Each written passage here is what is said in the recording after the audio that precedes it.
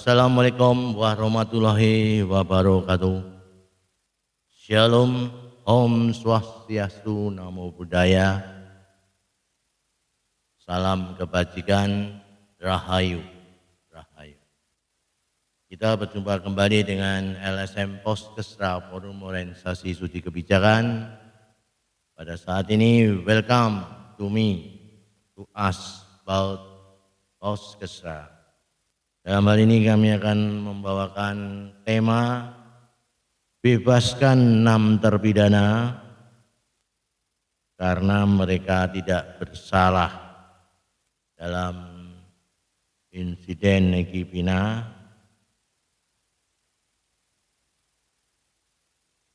Karena apa? Kalau kami mengamati di berita ada sidang PK, peninjauan kembali para terpidana merasakan dengan ceritanya disiksa, ada yang dipukul, ada yang disuruh makan tanpa sendok di lantai, ada yang ditendang, ada yang diinjak-injak, ada yang disuruh minum air seni, ada yang di staples matanya, kupingnya, ada yang ditembak pakai peluru karet. Pokoknya mereka menderita semua dan mereka tindakan yang biadab, tidak berberi kemanusiaan dan tidak sesuai dengan Pancasila. Itu semua sudah termasuk pelanggaran dalam Undang-Undang KUHP pasal 351. Jadi pelanggaran undang-undang menyiksa itu ada ancaman hukumannya ya. Maka itu kalau melihat cara penyidikannya sudah tidak benar. Dan seperti kasus kejadian yang diambil alih oleh Bapak Rudiana tanggal 26 sampai 31 itu sebetulnya sudah cacat hukum. Karena apa? Pak Rudiana mengambil alih itu tanpa sprindiki surat perintah penyidikan. Dan itu bukan wewenang Bapak Rudiana untuk menyidik itu ya. Dan itu harus oleh Polri yang bidangnya ya, Reskrim, Serse ya. Jadi ini awal kejadian sampai pemeriksaan penyidikan sudah tidak pas. Artinya prosedurnya banyak kejanggalan.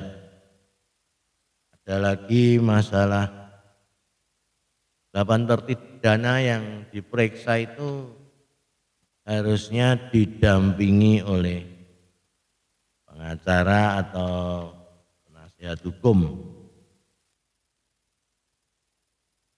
Dan itu ternyata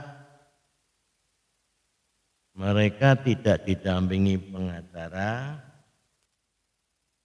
dan tidak didampingi oleh atau advokat lah istilahnya ya. Itu sudah menyalahi. Karena apa? Karena tidak sesuai undang-undang. Dalam undang-undang masalah pendampingan terpidana dalam penyidikan itu dalam pasal 114 KUHP yang menyatakan bahwa seseorang yang disangka melakukan suatu tindak pidana sebelum dimulainya pemeriksaan oleh penyidik wajib memberitahukan kepadanya atau pihak tersangka untuk haknya untuk didampingi advokat atau pengacara. Ini sudah tidak sesuai dengan pasal 114. Jadi ini sudah termasuk pelanggaran dan itu harus mendapat bantuan hukum atau pengacara saat penyidikan itu. Jadi kalau dalam penyidikan sudah tanpa pendampingan pengacara itu sudah melanggar HAM. Itu haknya terpidana harus didampingi pengacara. Itu tanpa pendampingan pengacara berarti itu sudah tidak relevan hukum. Artinya tidak sah. Dan ada lagi kejanggalan yaitu masalah saksi. Dalam sidang tahun 2016 yang sudah merupakan ingkrah dari Pengadilan Negeri Hakim dan Tuntutan Jaksa, ya kita hormati, itu saksi seperti DD itu tidak dihadirkan. Itu juga kejanggalan. Harusnya saksi seperti Niga, Akbar, Dede, F itu harusnya dihadirkan dan disumpah. Mereka tidak disumpah, tidak dihadirkan, itu ya sudah tidak ada kekuatan hukumnya. Ya sudah bentuk pelanggaran juga. Itu termasuk saksi-saksi yang lemah. Apalagi dengan sidang PK seperti Liga Akbar dan DD mencabut saksiannya, jadi tinggal AF itu sudah lemah, saksian itu tidak valid. Kemudian kejanggalan lagi alat bukti, kalau menurut pasal 183 bahwa dalam persidangan hakim mengambil tindakan itu harus memakai 2 alat bukti. 2 alat bukti itu tidak ada secara SCI, Scientific Crime Investigation, itu tidak ada.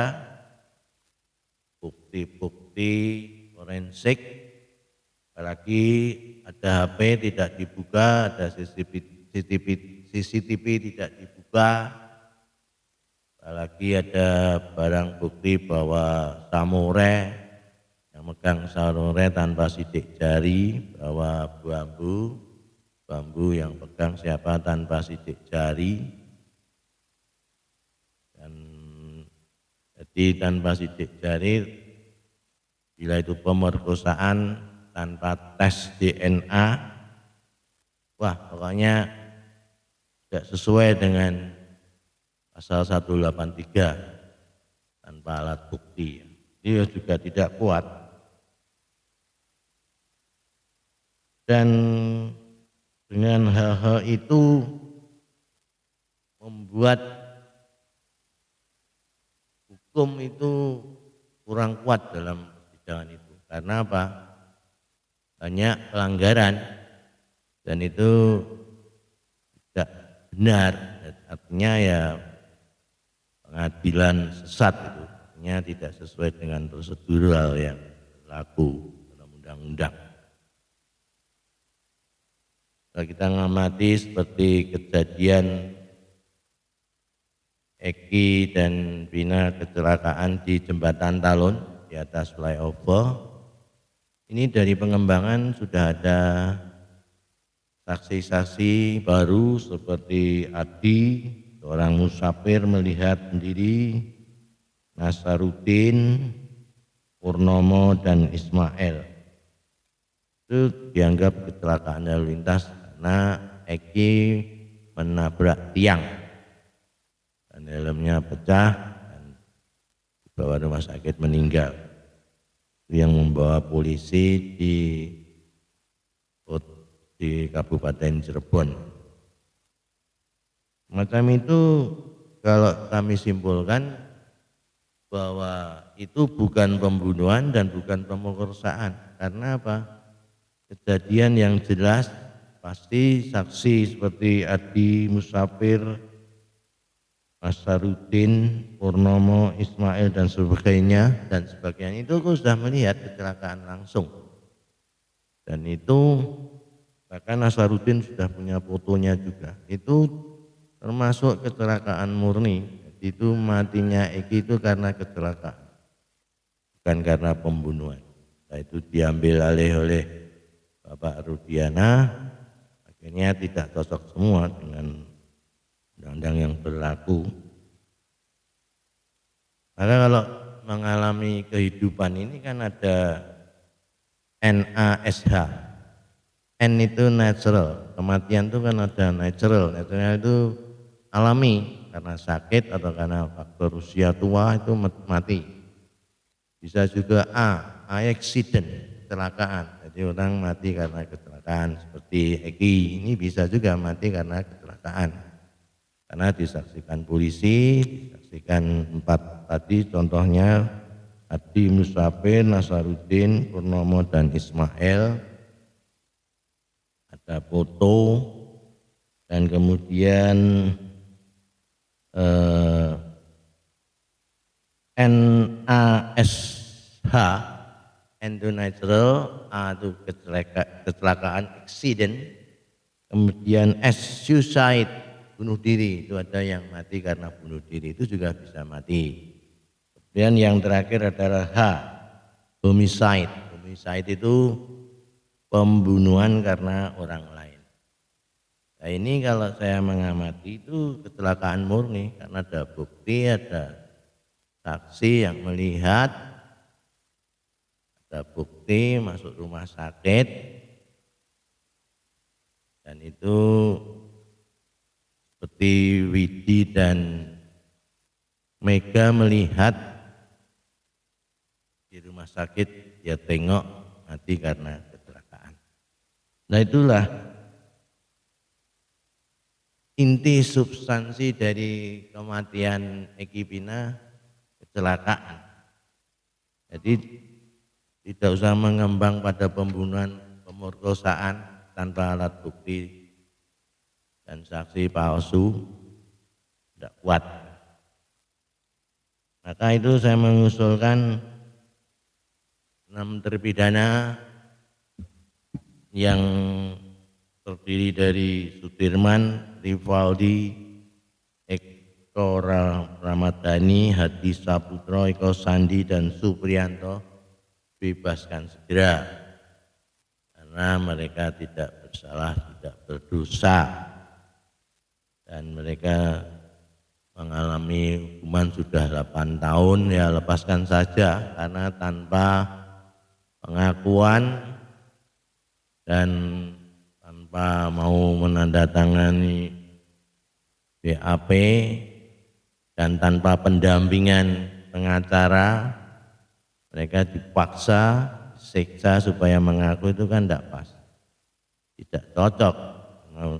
Dalam proses hukum itu bukti, saksi, pengakuan dan petunjuk itu mereka tidak cocok semua. Bukti tanpa alat bukti, saksi palsu, pengakuan disuruh, dipaksa sehingga mereka sakitan akhirnya mengaku. Nah itu harusnya, dan juga harus didampingi pengacara atau penasihat hukum. Ternyata tidak, di BAP tidak ada pendampingan pengacara, itu harusnya terlampir ya. Niatnya tidak, maka itu secara hukum harusnya batal. Jadi 6 terpidana itu harus dibebaskan. Demikian statement kami, mudah-mudahan bisa menjadi pelajaran hukum untuk kita maupun yang akan datang. Terima kasih atas perhatiannya. Thank you for your watching. Wassalamualaikum warahmatullahi wabarakatuh.